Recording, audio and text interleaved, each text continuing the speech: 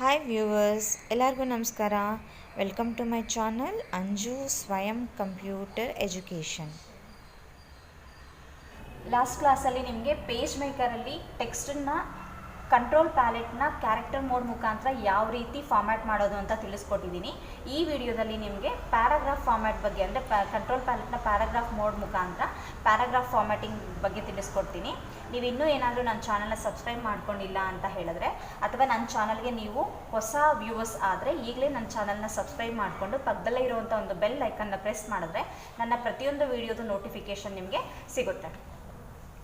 ಮೊದಲನೇದಾಗಿ ನಾವು ಪ್ಯಾರಾಗ್ರಾಫ್ನ ಫಾರ್ಮ್ಯಾಟ್ ಮಾಡಬೇಕಂದ್ರೆ ಫಸ್ಟ್ ನಾವು ಪ್ಯಾರಾಗ್ರಾಫ್ ಟೆಕ್ಸ್ಟನ್ನು ನಾವಿಲ್ಲಿ ಟೈಪ್ ಮಾಡಿರಬೇಕು.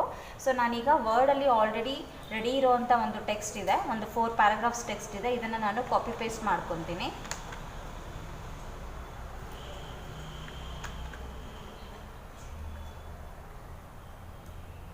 ಓಕೆ, 4 ಪ್ಯಾರಾಗ್ರಾಫ್ಸ್ ಅಷ್ಟು ಟೆಕ್ಸ್ಟನ್ನು ನಾನಿಲ್ಲಿ ಕಾಪಿ ಮಾಡ್ಕೊಂಡಿದ್ದೀನಿ.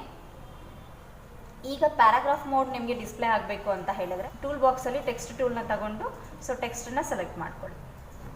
ಟೆಕ್ಸ್ಟನ್ನು ಸೆಲೆಕ್ಟ್ ಮಾಡಿಕೊಂಡ್ರೆ ನಿಮ್ಗೆ ಇಲ್ಲಿ ಪ್ಯಾರಾಗ್ರಾಫ್ ಮೋಡ್ ಅಥವಾ ಕ್ಯಾರೆಕ್ಟರ್ ಮೋಡ್ ಡಿಸ್ಪ್ಲೇ ಆಗುತ್ತೆ. ಈಗ ನಿಮಗೆ ಡಿಸ್ಪ್ಲೇ ಆಗಿರೋದು paragraph mode.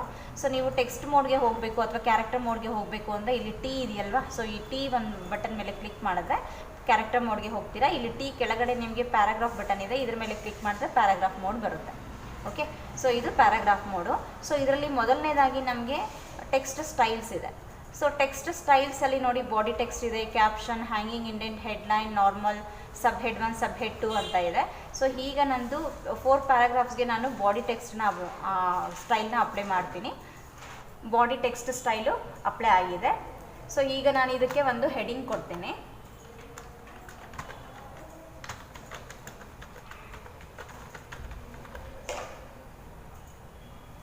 Adobe page maker ಅಂತ ಹೆಡಿಂಗ್ ಕೊಟ್ಟಿದ್ದೀನಿ. ಇದನ್ನು ಸೆಲೆಕ್ಟ್ ಮಾಡಿಕೊಂಡು ನೋಡಿ, ಇವಾಗ ಇದಕ್ಕೆ ಹೆಡ್ಲೈನ್ ಆಪ್ಷನ್ ಅಂದರೆ ಹೆಡ್ಲೈನ್ ಸ್ಟೈಲ್ನ ನೀವಿಲ್ಲಿ ಅಪ್ಲೈ ಮಾಡಿ. ನೋಡಿ, ಹೆಡ್ಲೈನ್ ಸ್ಟೈಲ್ ಇದಕ್ಕೆ ಆಟೋಮೆಟಿಕ್ಕಾಗಿ ಅಪ್ಲೈ ಆಗಿದೆ.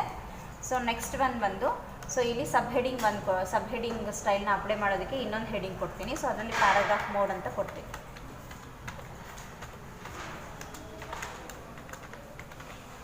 ಓಕೆ, ಈ ಪ್ಯಾರಾಗ್ರಾಫ್ ಮೋಡನ್ನು ಸೆಲೆಕ್ಟ್ ಮಾಡ್ಕೊಳ್ಳಿ. ಇಲ್ಲಿಗೆ ಬಂದುಬಿಟ್ಟು ಇಲ್ಲಿ ನಾನೀಗ ಸಬ್ ಹೆಡ್ 1 ಅಂತ ಕೊಡ್ತೀನಿ. ಓಕೆ, ಈ ರೀತಿ ನಾವು ಡಿಫ್ರೆಂಟ್ ಸ್ಟೈಲ್ಸ್ನ ಇಲ್ಲಿ ಕೊಡ್ಬೋದು. ಕ್ಯಾಪ್ಷನ್ ಇದೆ, ಹ್ಯಾಂಗಿಂಗ್ ಇಂಡೆಂಟ್ ಇದೆ, headline, normal, sub head 1, sub head 2 ಅಂತ ಇದೆ. ಇದೆಲ್ಲ ಕೊಡ್ಬೋದು. ಇಲ್ಲ ನಾವು ಕ್ಯಾನ್ಸಲ್ ಮಾಡಬೇಕು, ನಮಗೆ ಯಾವುದು ಹೆಡಿಂಗ್ ಸ್ಟೈಲ್ಸ್ ಬೇಡ ಅಂದರೆ ನೋ ಸ್ಟೈಲ್ ಅಂತ ಕ್ಲಿಕ್ ಮಾಡಿದ್ರೆ ನಿಮಗೆ ಕ್ಯಾನ್ಸಲ್ ಆಗುತ್ತೆ. ಓಕೆ, ನಾರ್ಮಲ್ ಟೆಕ್ಸ್ಟ್ ಬರುತ್ತೆ. ಇದು heading styles. Next heading style ಕೆಳಗಡೆ ಬಂದುಬಿಟ್ಟು ನಮಗೆ ಅಲೈನ್ಮೆಂಟ್ಸ್ ಆಪ್ಷನ್ ಇದೆ. ಇದು ನೋಡಿ, ಇದು ಲೆಫ್ಟ್ ಅಲೈನ್ಮೆಂಟು, ರೈಟ್ ಅಲೈನ್ಮೆಂಟು, ಇದು centre alignment, justify, force justify. ಇದನ್ನು ಅಪ್ಲೈ ಮಾಡಬೇಕಂದ್ರೆ ಫಸ್ಟ್ ನಾವು ಟೆಕ್ಸ್ಟನ್ನು ಸೆಲೆಕ್ಟ್ ಮಾಡಬೇಕು. ನಾನು ಫಸ್ಟ್ ಪ್ಯಾರಾಗ್ರಾಫ್ನ ಸೆಲೆಕ್ಟ್ ಮಾಡಿದ್ದೀನಿ. ಆಲ್ರೆಡಿ ಇದು ಲೆಫ್ಟ್ ಅಲೈನ್ಮೆಂಟಲ್ಲಿದೆ. ನಾನೀಗ ರೈಟ್ ಅಲೈನ್ ಮಾಡ್ತೀನಿ. ನೋಡಿ, ಟೆಕ್ಸ್ಟ್ ರೈಟ್ ಅಲೈನ್ ಆಗಿದೆ. ಸೆಂಟರ್ ಅಲೈನ್ಮೆಂಟ್ ಮಾಡಿದ್ರೆ ನೋಡಿ ಸೆಂಟರ್ಗೆ ಬಂತು. ಇದು ಜಸ್ಟಿಫೈ, ಇದು ಫೋರ್ಸ್ ಜಸ್ಟಿಫೈ. ಫೋರ್ಸ್ ಜಸ್ಟಿಫೈ ಅಂತ ಹೇಳಿದ್ರೆ ಏನಪ್ಪ ಅಂದರೆ ನಿಮಗೆ ಎಂಡಿಂಗ್ ಲೈನ್ ಏನಿದೆ ಅದು ಎಂಡಿಂಗ್ವರೆಗೂ ಕೂಡ ಸ್ಕ್ಯಾಟರ್ ಆಗುತ್ತೆ ಟೆಕ್ಸ್ಟ್ ಅನ್ನೋದು. ಓಕೆ, ಲಾಸ್ಟ್ ಲೈನ್ ಏನಿದೆ, ಲಾಸ್ಟ್ ಲೈನು ನಿಮಗೆ ಎಂಡಿಂಗ್ವರೆಗೂ ಸ್ಕ್ಯಾಟರ್ ಆಗುತ್ತೆ. ಹಾಗಾಗಿ ನೀವು ಇದನ್ನು ಜಾಸ್ತಿ ಯೂಸ್ ಮಾಡಲಿಕ್ಕೆ ಹೋಗಬೇಡಿ. ಇದು ನಿಮಗೆ ಜಸ್ಟಿಫೈ ಮಾಡಿದ್ರೆ ಸಾಕು, ಫೋರ್ಸ್ ಜಸ್ಟಿಫೈ ಏನು ಬೇಕಾಗಿಲ್ಲ. ಓಕೆ, ಇದಕ್ಕೆ ಶಾರ್ಟ್ಕಟ್ ಕೀಸ್ ಇದೆ. ಕಂಟ್ರೋಲ್ ಶಿಫ್ಟ್ ಆರ್ ಮಾಡಿದ್ರೆ ರೈಟ್ ಅಲೈನ್ಮೆಂಟ್ ಆಗುತ್ತೆ. ಕಂಟ್ರೋಲ್ ಶಿಫ್ಟ್ ಎಲ್ ಮಾಡಿದ್ರೆ left alignment. Okay, control shift C ಮಾಡಿದ್ರೆ centre alignment. Control shift J ಮಾಡಿದ್ರೆ justify. Okay, control shift F ಮಾಡಿದ್ರೆ ಫೋರ್ಸ್ ಜಸ್ಟಿಫೈ ಅಪ್ಲೈ ಆಗುತ್ತೆ. ಓಕೆ, ನಾನೀಗ ಕಂಟ್ರೋಲ್ ಶಿಫ್ಟ್ ಜೆ ಮಾಡಿ justify ಮಾಡ್ತೀನಿ. ಇವಾಗ ನಮ್ಮದು ಎಲ್ಲ ಪ್ಯಾರಾಗ್ರಾಫ್ಸ್ ಅಂದರೆ ಫಸ್ಟ್ ಪ್ಯಾರಾಗ್ರಾಫ್ ಬಂದು ಜಸ್ಟಿಫೈಯಲ್ಲಿದೆ. ಈಗ ಸೆಕೆಂಡ್ ಪ್ಯಾರಾಗ್ರಾಫ್ ನೋಡಿ, ಸೆಕೆಂಡ್ ಪ್ಯಾರಾಗ್ರಾಫ್ ಸೆಲೆಕ್ಟ್ ಮಾಡ್ಕೊತೀನಿ. ಇದನ್ನು ನಾನು ಕಂಟ್ರೋಲ್ ಶಿಫ್ಟ್ ಜೆ ಮಾಡಿ ಜಸ್ಟಿಫೈ ಮಾಡ್ತೀನಿ. ಅಂದರೆ ನಮಗೆ ಈಕ್ವಲ್ ಆಗಿ ಲೆಫ್ಟ್ ರೈಟ್ ಎರಡು ಕೂಡ ಈಕ್ವಲ್ ಆಗಿ ನಮಗೆ ಎಂಡ್ ಆಗುತ್ತೆ ಲೈನ್ಸ್. ನೆಕ್ಸ್ಟ್ ಬಂದುಬಿಟ್ಟು ಇಂಡೆಂಟ್ ಸ್ಪೇಸಿಂಗ್. ಇದು ಲೆಫ್ಟ್ ಇಂಡೆಂಟ್ ಸ್ಪೇಸಿಂಗು. ನಾನಿಲ್ಲಿ 2 ಪ್ಯಾರಾಗ್ರಾಫ್ಸ್ ಟೆಕ್ಸ್ಟನ್ನು ನಾನು ಸೆಲೆಕ್ಟ್ ಮಾಡ್ಕೊತೀನಿ.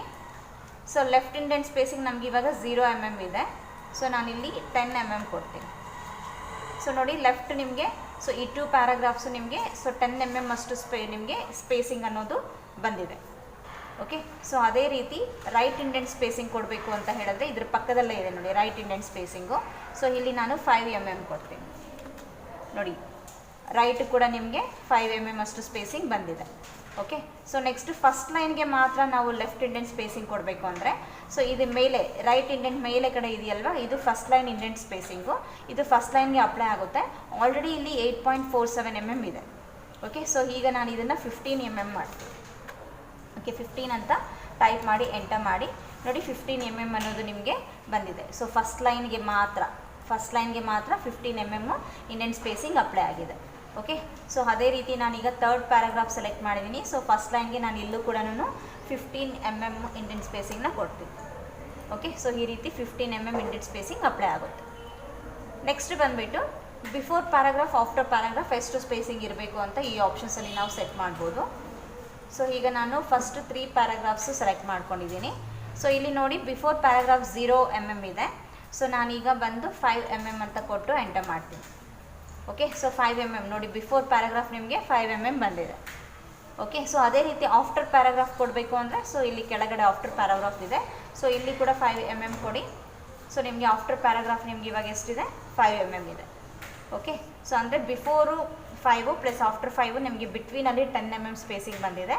ಸೊ ಈ ಫಸ್ಟ್ ಪ್ಯಾರಾಗ್ರಾಫ್ಗೆ ಮಾತ್ರ ಬಿಫೋರ್ ಪ್ಯಾರಾಗ್ರಾಫ್ ನಿಮಗೆ 5 mm ಇದೆ. ಸೊ ನೆಕ್ಸ್ಟ್ ಇದನ್ನು ಫುಲ್ ಸೆಲೆಕ್ಟ್ ಮಾಡ್ಕೊಳ್ಳಿ. ಸೊ ಈಗ ನಾನು ಬಿಫೋರ್ ಬಂದುಬಿಟ್ಟು 0 ಕೊಡ್ತೀನಿ. ಓಕೆ, ಆಫ್ಟರ್ ಮಾತ್ರ 5 mm ಇದೆ. ಓಕೆ, ಸೊ ಇದು ಬಿಫೋರ್ ಪ್ಯಾರಾಗ್ರಾಫ್ ಮತ್ತು ಆಫ್ಟರ್ ಪ್ಯಾರಾಗ್ರಾಫ್ ಸ್ಪೇಸಿಂಗ್. ಸೊ ಅದೇ ರೀತಿ ಬಿಟ್ವೀನ್ ಪ್ಯಾರಾಗ್ರಾಫ್ ಸ್ಪೇಸಿಂಗ್ ಕೊಡಬೇಕು ಅಂತ ಇಲ್ಲಿ ಲಾಸ್ಟಲ್ಲಿ ಇದೆ ಆಪ್ಷನ್ ನೋಡಿ. ಸೊ ಇದು ಪ್ಯಾರಾಗ್ರಾಫ್ ಮತ್ತು ಪ್ಯಾರಾಗ್ರಾಫ್ಗೆ ಬಿಟ್ವೀನ್ ಇರೋವಂಥ ಸ್ಪೇಸಿಂಗು. ಸೊ ಈಗ ಜಸ್ಟ್ ಇಲ್ಲಿ 0 mm ಇದೆ. ಸೊ ನಾನು ಇದನ್ನು 20 mm ಮಾಡ್ತೀನಿ. ಓಕೆ, ಸೊ ನೋಡಿ ಇಲ್ಲಿ ಪ್ಯಾರಾಗ್ರಾಫ್ ಸ್ಪೇಸಿಂಗ್ ಅನ್ನೋದು ಇನ್ಕ್ರೀಸ್ ಆಯ್ತಲ್ವಾ. ಸೊ ಈ ರೀತಿ ಕೊಡ್ಬೋದು. ಇಲ್ಲ ನಾವು 0 mm ಕೊಟ್ಟರೆ ನೋಡಿ 0 ಎಂಟರ್ ಮಾಡಿ. ಸೊ 0 ಎಂಟರ್ ಮಾಡಿದ್ರೆ ನಿಮಗೆ ಸ್ಪೇಸಿಂಗ್ ಯಾಕಿದೆ ಅಂತ ಹೇಳಿದ್ರೆ, ನಾನು ಇಲ್ಲಿ ಆಫ್ಟರ್ ಪ್ಯಾರಾಗ್ರಾಫ್ 5 mm ಕೊಟ್ಟಿದ್ದೀನಿ ಅಲ್ವಾ. ಸೊ ಈಗ ನಾನು ಆಫ್ಟರ್ ಪ್ಯಾರಾಗ್ರಾಫ್ 0 mm ಕೊಟ್ಟು ಎಂಟರ್ ಮಾಡ್ತೀನಿ ನೋಡಿ, ಇವಾಗ 0 ಇದೆ. ಇದಿಷ್ಟು ಕಂಟ್ರೋಲ್ ಪ್ಯಾಲೆಟ್ನ ಪ್ಯಾರಾಗ್ರಾಫ್ ಮೋಡ್. ನೆಕ್ಸ್ಟ್ ವಿಡಿಯೋದಲ್ಲಿ ಟೆಕ್ಸ್ಟನ್ನು ಯಾವ ರೀತಿ ರೊಟೇಟ್ ಮಾಡೋದು, ಸೊ ಟೆಕ್ಸ್ಟ್ಗೆ ಶಾಡೋ ಯಾವ ರೀತಿ ಕ್ರಿಯೇಟ್ ಮಾಡೋದು ಅನ್ನೋದನ್ನು ಹೇಳ್ಕೊಡ್ತೀನಿ. ಇವತ್ತಿನ ವಿಡಿಯೋ ಏನಾದರೂ ನಿಮಗೆ ಇಷ್ಟ ಆದರೆ ಲೈಕ್ ಮಾಡಿ, ಕಮೆಂಟ್ ಮಾಡಿ, ಹಾಗೆ ನಿಮ್ಮ ಫ್ರೆಂಡ್ಸ್ಗೂ ಕೂಡ ಈ ವಿಡಿಯೋನ ಶೇರ್ ಮಾಡಿ. Thank you.